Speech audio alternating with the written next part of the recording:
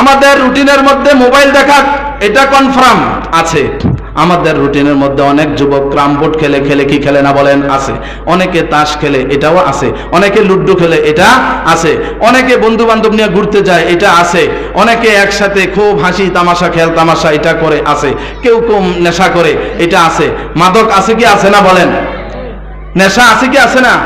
এরপরে মোবাইলে চ্যাটিং করে, পরকিয়া বিভিন্নভাবে, এই অর্থাৎ অনইসলামিক সমস্ত কর্মকাণ্ড, অনইসলামিক নাজায়েজ সব কর্মকাণ্ড রুটিনে আছে 24 ঘন্টার, কিন্তু রুটিনে 5 ওয়াক্ত নামাজ, কত ঘন্টা পর পর এক ওয়াক্ত নামাজ আসে, এটা নাই। তেলাওয়াত নাই, জিকির আজকার নাই, মাতা পিতার খেদমত নাই, সমাজের সেবা নাই, মসজিদে আসবে নাই, দান খয়রাত এগুলো নাই। এই জন্য দোস্ত, জীবনের রুটিনটা একটু ইসলাম মোতাবেক বানাইতে হবে, সাজাইতে হবে কিনা বলেন। রুটিন হবে মুসলমানদের যে সে তাহাজ্জুদের সময় ঘুম থেকে উঠে যাবে, 2 রাকাত, 4 রাকাত, 6 রাকাত, 8 রাকাত, 10 রাকাত, 12 রাকাত তাহাজ্জুদ পড়বে। তারপরে ওই সময় কিছু তেলাওয়াত করবে, জিকির করবে, আল্লাহর কাছে হাত উঠাইয়া কান্নাকাটি করবে।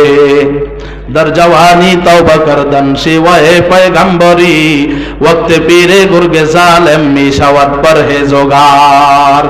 আরে যৌবন বয়সে তো আমল করার দরকার। যুবকদের আমল আল্লাহর দরবারে বেশি পছন্দ, কথা বলেন ঠিক না বেঠিক। এবং যৌবন বয়সে তওবা করা, আল্লাহর পথে থাকা, এটা পয়গম্বরী স্বভাব। বুড়া বয়সে তো বাঘও কি হয়ে যায়, ফরেজগার হয়ে যায়, ঠিক না। কিছু নাই তো শক্তি সামর্থ্য, তখন আর কি করবে।